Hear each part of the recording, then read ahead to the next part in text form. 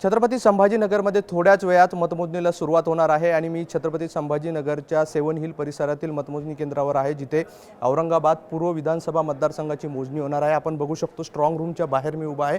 या ठिकाणी सेंट्रल गव्हर्नमेंटची सुरक्षा या ठिकाणी तैनात करण्यात आलेली आहे आणि जे तुम्हाला समोरचा दरवाजा दिसतोय आणि त्यावर जो कुलूप लावलेला आहे आणि त्यावर एक मोठं असं सेल मारलेलं आहे, असे दोन कुलूप या ठिकाणी लावण्यात आलेले आहे आणि हेच ते स्ट्रॉंग रूम आहे, ज्यातून थोड्या वेळात ईव्हीएम मशीन काढण्यात येणार आहे आणि त्यानंतर हे ईव्हीएम मशीन जे आहे तर मतमोजणी केंद्रात नेल्या जातील आणि त्यानंतर मतमोजणीला सुरुवात होणार आहे। छत्रपती संभाजीनगरमध्ये 9 विधानसभा मतदारसंघाचं भवितव्य आज ठरणार आहे। त्यासाठी 852 मतमोजणी कर्मचारी आणि 242 सूक्ष्म निरीक्षक व 300 पोलीस कर्मचारी असणार आहे। त्यामुळे एकंदरीत जिल्ह्याभरात आज 5778 मनुष्यबळ मतमोजणीसाठी असणार आहे आणि त्याची तयारी जी आहे तर गेल्या अनेक दिवसांपासून सुरू होती आहे। थोड्या वेळातच आता मतमोजणी जी आहे तर सुरू होणार आहे। मात्र त्यापूर्वी आपण स्ट्रॉंग रूमच्या बाहेर ज्या स्ट्रॉंग रूममधून ईव्हीएम मशीन काढण्यात येणार आहे आणि त्या ठिकाणी पोलिसांचा कसा बंदोबस्त आहे तो आपल्याला पाहायला मिळतो। या ठिकाणी केंद्रीय पोलीस जे आहे तर तैनात करण्यात आलेले आहे आणि जेव्हा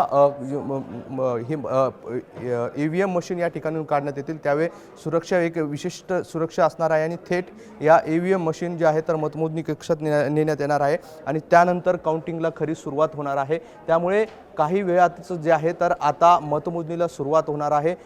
छत्रपती संभाजीनगरमधील 9 विधानसभा मतदारसंघासाठी मतमोजणी होणार आहे आणि मी उभा असलेले असे प्रत्येक मतदारसंघ स्ट्रॉंग रूम आहे आणि त्या स्ट्रॉंग रूममधून जे आहे तर ईव्हीएम मशीन जे आहे तर मतमोजणी कक्षात नेले जाईल आणि त्यानंतर जे उमेदवार आहेत त्यांचे जे प्रतिनिधी आहेत ते देखील त्या ठिकाणी उपस्थित असतील आणि त्यांच्या समोरच हे जे आहे तर ईव्हीएम मशीनचे सेल आहे ते उघडण्यात येईल आणि त्यानंतर मतमोजणीला सुरुवात होणार आहे। व्हिडिओ जर्नलिस्ट कपिल जाधवसह मोहसिन शेख, NDTV, छत्रपती संभाजीनगर।